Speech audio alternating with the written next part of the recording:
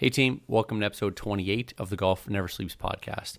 Ryan Roblard here. If you're watching this on YouTube, yes, I got a little bit of a different background here. I'm recording on the road for the next couple of weeks.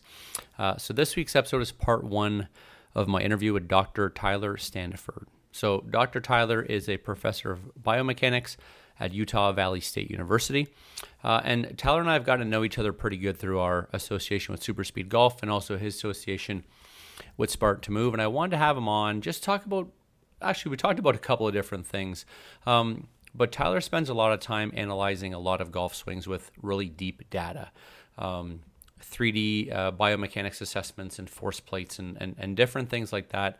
And we kind of got down the topic of teaching around data and kind of maybe more specifically why some pieces of data are just so important for us to know and not guess.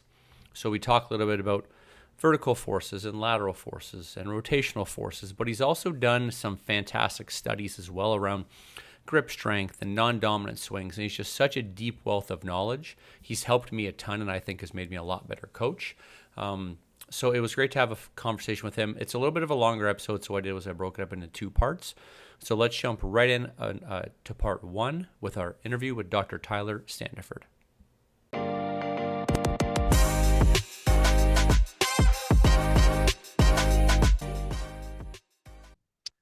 Dr. Tyler Standifird, welcome to the Golf Never Sleeps podcast. Thanks for coming on.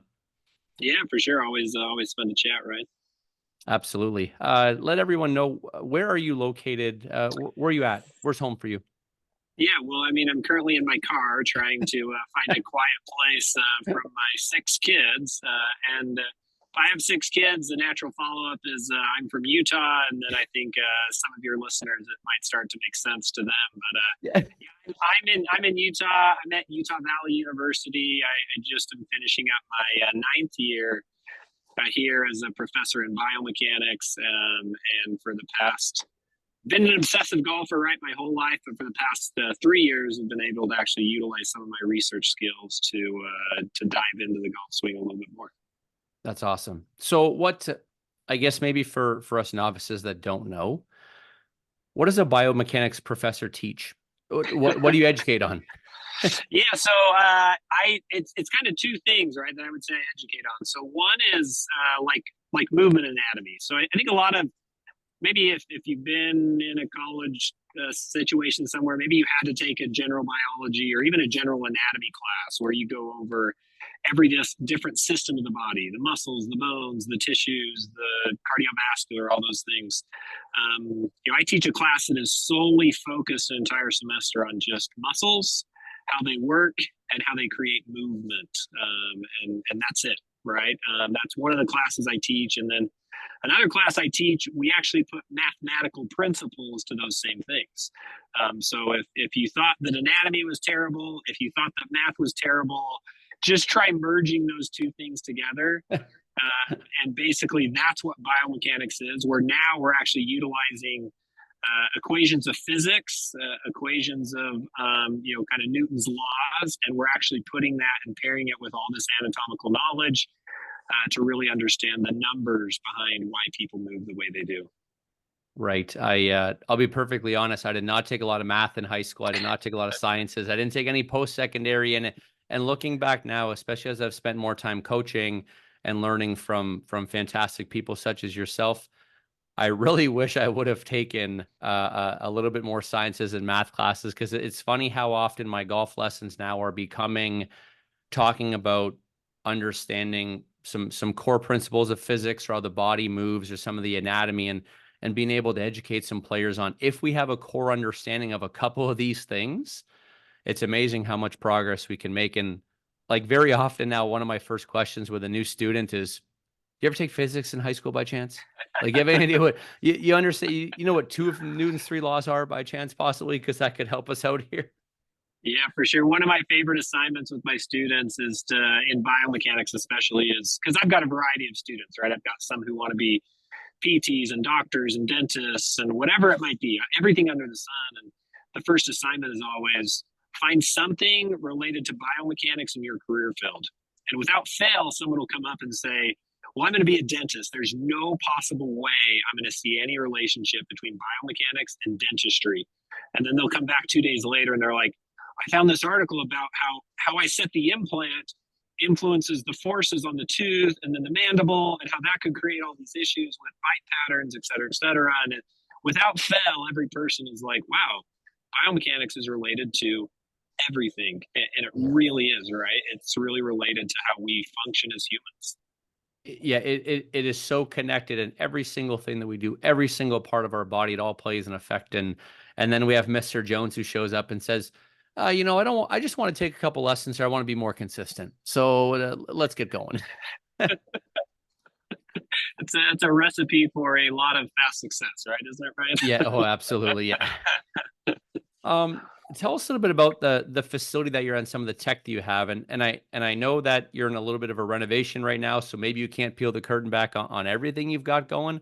But I know that you have a fantastic lab that's got some really state of the art stuff. So what are the toys you get to play with on a daily basis? Yeah, so I'm fortunate. Again, at my university, I didn't understand this when I went there, but I'm in an exercise science department, which is in the College of Science. Now, the beauty of that, especially at a university like I'm at, is the College of Science tends to get a lot of money for one-time equipment.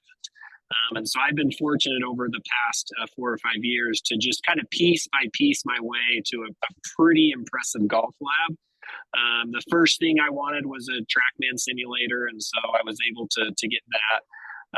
After that, it was about, how can I measure force and motion, right? Those are the two biggest things. And so I'm fortunate again where I have two different ways to assess motion. So one is a traditional marker-based system, which is in a lot of biomechanics labs, where I put reflective markers all over a body, a golf club, whatever it might be, and I utilize high-speed cameras to just look at those markers, no videos.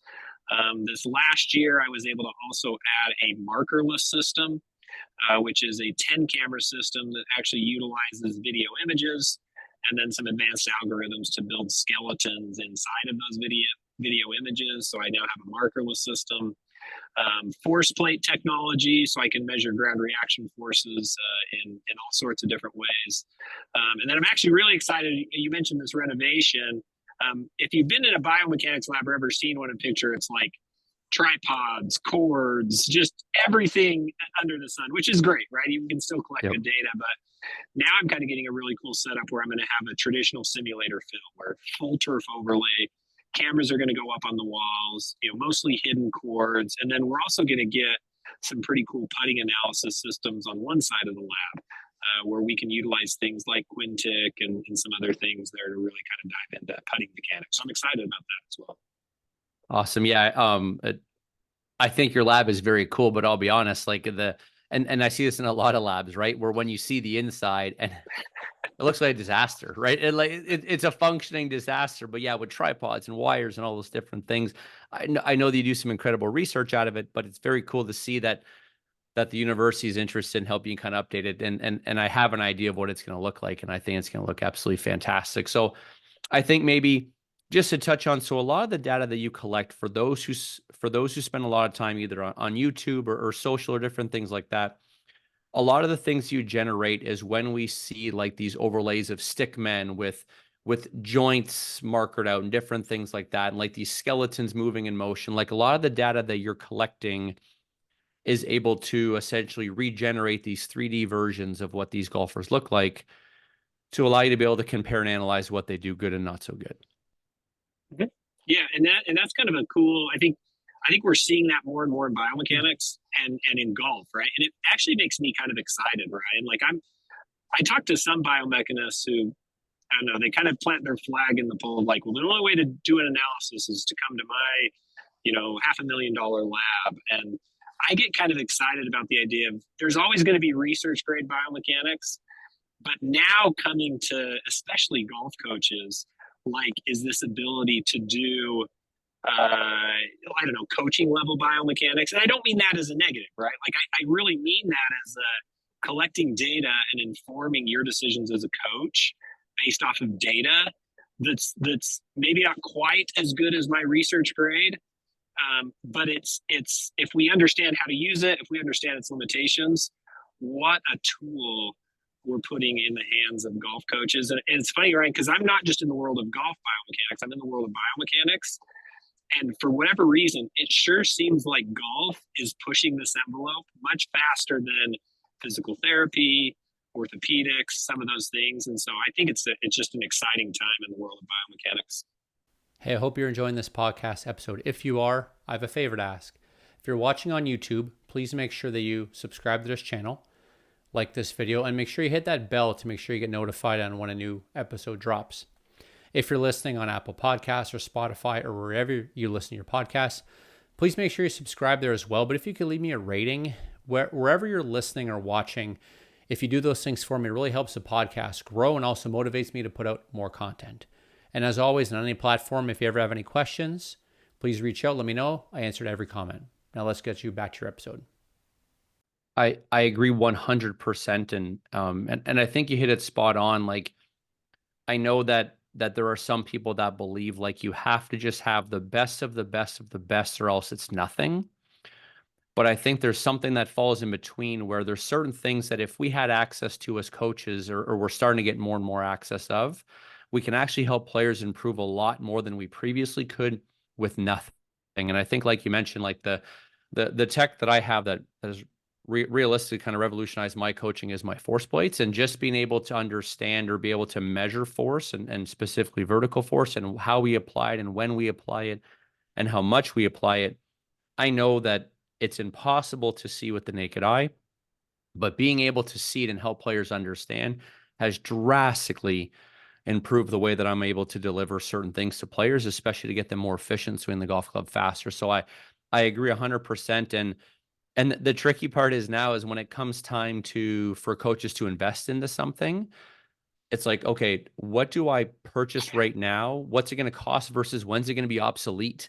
Because it's constantly evolving, which is obviously very exciting. So on the golf side, especially I'm that coach where obviously I don't have the $500,000 lab. I've got to be cautious of what I can afford to get, but it's fantastic that we have research grade stuff that continues to kind of work its way down to what is, I think what you hit spot on, what's like coach grade stuff that we can have players work with. Yeah, I mean, Ryan, if you had told me in my PhD program a decade ago that there would be portable force plates running through an iPad. Yeah. Like, first and foremost, I've been like, you're crazy. The data is going to be so bad, like you won't be able to use it. And so you think of these advancements and how quickly things are changing, and how, like you said, just how useful it is. And the next decade is going to bring all sorts of things that we would never have imagined. And I think if we're not afraid of that technology, and recognize its usefulness, like I think the coaches that really tap into that and learn how to use it, man, they're going to be so much better at what they do. 100%.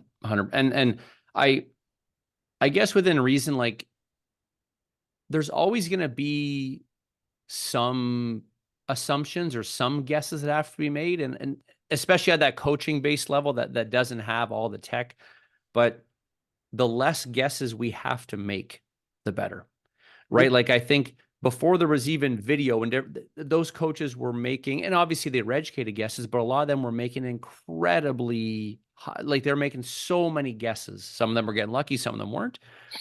But the less guessing we have to do, the better information we can collect, the better information we can get to our players on the driving range in a 90-minute session. So, so you work out of a university. Who do you work with the most? Is it college level athletes? Is it who goes through your lab the most often? Yeah, so I would say the first kind of 2 years I was doing this, I would say it was just kind of your regular kind of weekend amateur golfer, the guy playing 4 to 6 rounds a week, or 4 to 6 rounds a week, I wish, 4 to 6 rounds a month. Kind of your 5 to 15 handicap, 5 to 20 handicap. And a lot of that I was doing with my work and consulting with Super Speed Golf, where it was a lot of golfer comes in, we get some baselines, we look at the way they move, the way they produce force, we speed train them, and we kind of see what happens. So that was kind of the first 2 years, and that was kind of cool to peel back these layers, understand how kind of those players are working. It's funny, Ryan, that it took maybe 2 years for our men's and women's golf team at my university to recognize what I actually do. And now just this last semester, I was able to actually test all of our men's and women's golf teams. And so that's really kind of exciting now to start working with kind of those types of players. And maybe some distance consulting with some other players, but that's kind of where I'm at now. Right. And if you look at some of the potential potential areas to improve, whether it's those college players, was there any correlation between some of their biggest areas to improve versus those average golfers? Like a lot of average golfers, I think when we spend time on social or spend time watching golf on TV, I think a lot of them feel that there's just such a huge gap between where they are sitting on the couch versus that player in college and that player that plays in the professional ranks. Is there any correlation there between, like, you know what, almost regardless of level, there's these things that consistently rise to the top as like their biggest opportunity to improve? Or is there actually just that big of a gap? Yeah, it's a great point. I mean, I think obviously the higher level you get to, there's some consistency there that amateur golfers just struggle with, right? And I think some of that's just going to come from the fact that the collegiate players I work with, they actually do get to play 4 or 5 rounds a week and practice every day. In terms of movement capacities and kind of what I see with my systems, there actually is a variable that I would say almost across the board, 25 handicap versus +3 college player. And it's actually the lateral forces in the golf swing. And so I think a lot of us think of golf as, we understand it's rotational. We think about and see these vertical, representations of forces, Justin Thomas coming off the ground, or our long drive guys just pushing so hard that their feet come off the ground. But the lateral force, or the one that's directed either towards the target or away from the target, that helps us, terms like sway or posting or weight shift or early transfer of force to the lead leg, right? These kind of things, they tend to be driven by this lateral force. And it's wild, Ryan, that I'll put golfers on here and it's like, wow, you just shot a 68 and we could probably improve your lateral force. Oh, you just shot a 92 and yeah, your lateral force really needs to be improved. And so that's a force that's just keeps coming up over and over again that I would say is just so similar across the board. That's actually really interesting. And it was actually one of my later on questions, which I'll ask here in a moment. But like, so obviously 3 main forces, right? There's lateral force, rotational force, and vertical force. And obviously there's others around that, but those are kind of like in the most basic, those 3 forces. I know that I spend a lot of time talking more specifically vertical force because with the force plates I have, it's what I can measure. And I know a lot of players, when they see Justin Thomas or long drivers, a lot of the talk is the amount of vertical force that they produce. Do you think that, so the question is, do you think that lateral force is maybe the most misunderstood force, or maybe the one that is the biggest potential that we don't talk about? Yeah, that's a good question. I would say yes. Again, I know that wasn't a yes or no question, but I think it's both of those things because I feel like we do misunderstand the lateral force a little bit. And I'll give you some examples, right? So one was actually a long drive guy that I was able to do some analysis on. And we were kind of looking at his vertical force because we knew, gosh, these long drive guys have insane vertical forces, right? They're so big, they peak so early. And he was a little late. He was a little low on that vertical force. And we kind of tried some things to improve his vertical force and just weren't really getting anything. And then I kind of looked at his force traces again and I'm like, gosh, your lateral force is really kind of lacking. Let's see if we can step that up. And we did some drills. We got some things working. And all of a sudden, his lateral force jumped. His vertical force jumped. His timing improved. It was like this lateral force was in terms of the kinetic sequence, it is the first force in that kinetic sequence. It just get things rolling. It's that first domino to fall. And so that's where I would say that I think sometimes as players, if all we're doing is watching our YouTube videos and all we're talking about is vertical forces and pressure shifts, we just don't really recognize, wow, there's some lateral force going on. And I will say too, I think sometimes golfers are very afraid of lateral forces because they think I cannot sway, right? And they just don't understand that lateral force is promoting center of mass displacement movement, meaning how does your body move in the lateral direction? And understanding that force well helps you move in appropriate ways and create appropriate shifts of that lateral motion of your body. And I think like it's just like golfers are afraid of that term, right? Because they're so afraid of sway. And it's funny. I was literally just having this conversation with a player a couple of weeks ago where it was like, no, I actually need you to use that trail foot to do some pushing to actually keep you centered. Because if we don't, and it's like they just assume, okay, I don't want to sway and slide. So then all they think of is, okay, I've just got to rotate. And then they just start to rotate and their mass so quickly gets too far outside where it needs to be.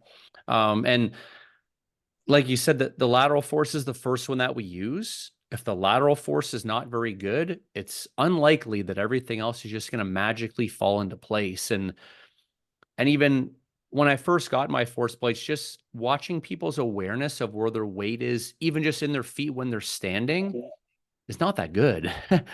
So many of them live on the outside of their feet. And I know that shoe design plays a big part of that as well.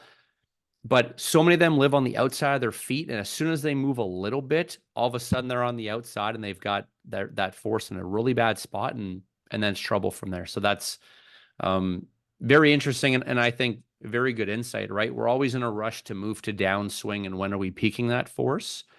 But what we're doing beforehand can really possibly limit what we can do in the downswing or the moment of truth. Yeah, for sure. So I guess maybe you just answer that question. So is the most common fault you see across this wide range of players is that they're afraid of swaying and as a result they don't utilize that lateral force, or is it one of the other forces that we see later in the swing? I think if you had have asked me this question a year and a half ago, I would have said, gosh, we just got to get players to be better at that vertical force. It was what I had heard a lot when I read research, when I watched other videos of great biomechanists before me that were doing incredible work. They'd kind of talked, or that's what I had seen a lot of, right? And I think as I've collected more and more and more data, this lateral force just kind of jumps out at me. And I'll give you one example, and this isn't a proud example of mine, Ryan, but I'll be willing to share. So I collected obviously my own force plate data, and my dad, who is now 76, got me into the game of golf. So it's been kind of fun actually to put him on some of these toys and help him a little bit. Right. I would say at this point in our life, I swing the club a little faster than my dad and play a little bit better golf. That hasn't always been the case. But when we compared our vertical forces, my dad's vertical force blew mine out of the water. No way. Yeah, like more force earlier in the swing, like to an embarrassment. I'm like, and what is my problem, right? So I spent all this time like, I got to groove that vertical force, got to groove that vertical force. Like, how is my 76-year-old dad beating me at vertical force? Yeah. And again, it wasn't until I kind of started to understand these principles of lateral force and started working on some of that in my own game that then some of this vertical force started to clean itself up. I was able to actually transmit some center of mass shift forward at a better point in my golf swing. I still haven't confirmed that I'm now higher than my dad, but I'm hoping that when I get back on the plates when the new lab set up, that will be the case. Mingle 2024 stuff, produce more vertical force than your 76-year-old dad. What you're really shooting for the stars there on that. Listen, I'm a guy, I've always said, actually, the key, I'm coming up on 14 years of marriage. I've always said the key for me in marriage is low expectations. My wife hates when I say that, but I think, what is it, Lou Stagner, right? The manage your expectations type thing. And maybe I would just change that to keep your expectations low, right? It's going to be a successful 2024 for me. Right. That's an awesome story. And it kind of gets me thinking of another conversation that we had about having the ability to collect a lot of this data allows us to kind of be able to also maybe find out it might not be the actual golf swing. It might be the golfer that is currently working at their maximum capacity. which goes to our long drive guy that I had reached out to you about a few weeks ago, where I had a little bit of data and just kind of something wasn't making a lot of sense, right? This is a player that is swinging in the high 130s to 140. Vertical numbers are like really low relative to his peers. And we start to have a conversation just based around the fact that I was able to go to you with some data. It was like, hey, well, how high is his vertical jump? And then with some data, we were able to quickly connect some dots where I think we've come to the conclusion, because we had this data, we've realized the reason why the force is limited is maybe not necessarily that player's golf swing right now, but they are maxed out with how much force they can produce. Where the other way, with no data, we would just be continuing to dive down rabbit holes that probably wouldn't yield nearly as much progress as we've got some data. And now with that data, we've said, this is what the problem is. This is where we're going. So back to maybe our original point around data, having that data, but then also if you have a team of people that you can reach out to, I'm fortunate enough that we're good friends that I can literally call you in the middle of a lesson and say, hey, Tyler, I've got a question here. It's so just so valuable, so valuable. Well, I will add to that, Ryan, because I think you bring up a good point, which, and I know you've got a lot of different varieties of people who listen to your podcast. But when I think of golf coaches and I think of golfers, golfers tend to not want to give, they're not very patient in terms of their improvement, right? And so it's not like this golfer is going to come to Ryan and say, okay, I'm going to give Ryan 15 lessons to do something, right? And we're going to be able to look under every single rock. And at some point, we're going to find the rock that I actually struggled with. And that's going to be 10 lessons in for some players, one lesson in for some players, and maybe never for other players. Golfers aren't going to do that, right? You as a golf coach know that you're limited in your time. And so when you really start to assess as much as you possibly can, at least maybe it's got to be one of these two rocks. And I'm going to uncover one in the first 30 minutes of the lesson, see how things go, and maybe one in the other 30. And now I've got someone who's got some buy-in to what you're trying to do as a coach. Yeah, because what you said is spot on. And I think, unfortunately, one of the reasons why people don't take lessons or why they struggle consistently taking lessons is because they'll go to one or two lessons, that coach wants to make a change. The coach is unsure if it's the right change. The player struggles for a few sessions. The coach doesn't have a good way to explain to him why we're doing this. And then that player's gone. Mm-hmm. And then sometimes that leaves a bad taste in their mouth about taking instruction. But I know that I've got a timer, right? Like you said, I've only got X amount of time. Where what tools do I have available to me that are quickly going to give me something to be able to show that player, this is what I believe is the problem right now. Here's the data that I have to back it up. And that's why we're going to do these drills and see if we get this change. Not just me saying, all right, let's go through this. It's like, here's what I believe the problem is. Here's my supporting data. Mm-hmm. Let's go to work. And we're able to quantify if it's actually changing or not. Like, yep. Even at the most basic level, right? If a person is using a launch monitor and they have a lesson and their path is +9, right? If it's not getting closer to 0 in a session, like, what the heck did I get done today? Yep. So it's very. I took Ryan my very first in-person golf lesson in my entire life about a month ago. Yeah. I've done a few online things. You've looked at my swing a few times, and we've laughed and chuckled, but I actually went to an instructor, decided I measure a lot of data, but I'm just not a golf coach, right? Mm-hmm. And as much as I would like to pretend like I can fix myself, it's not what I do day in and day out. My job is to collect data, produce data, and start to understand how it affects motion and movements. But in terms of correcting it like a golf coach, I just don't have the experience like what you would have or some other guys. And so I went to him, and the thing that we were trying to improve, you mentioned this number, it was like attack angles with irons, right? He had seen some things in my swing. I'd really like you to get here. Here's the drills you're going to do. And I know you have a TrackMan to hit on anytime you want. So pop up this number. This is the drill progression you're going to do. And we want to see this number start to move in this direction. And when it does, you've got some confidence that you're probably doing some things the way that we want them to do. And then we can come check back in. And it's just amazing how just it gave me a direction This is what I'm trying to look for. We're making decisions based off of data. We're using data to know if what we're trying to do is working, and it's been kind of a fun process. Yeah, that's fantastic, and I think obviously you found yourself a good coach, because I think somebody like you rolling into a golf lesson, right? Like obviously just with the wealth of knowledge and the background that you have, and obviously you're an educator as well, like your BS detector for someone who's just trying to tow you along is probably pretty high, right? To a point to be like, this guy came in and identified, here's the problem, here's the data point we're going to measure, here's the drill progression. If you see this improve, you're improving.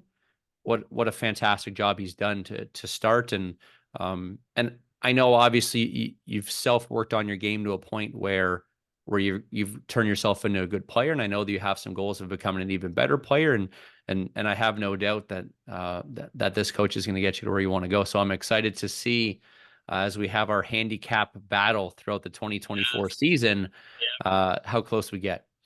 Yeah, I couldn't get you to move to Utah, Ryan, so I had to start looking at other Yeah, sources. that's fine. You know what? No, can't do it. Can't do it. Canadian healthcare, right? My wife's about to Yeah, have a child. We have maternity leave here for 12 months, right? It's not. That's the yeah, breaking point. yeah. I got 12 hours of paternity leave, so yeah, it's yeah, it might be good to stay there at least for the next year. There you go. Okay. Well, yeah. When I have you back on, I'll let you give me your pitch to move to Utah again. Love it. Hey, just Ryan hopping back here at the end. I hope you enjoyed part 1 of our interview with Dr. Tyler. Next week, I'm going to drop part 2. As always, please make sure you're liking and subscribing or downloading these wherever you get your podcast from. I appreciate the support, and we'll see you next week. Have a great day. Happy golfing.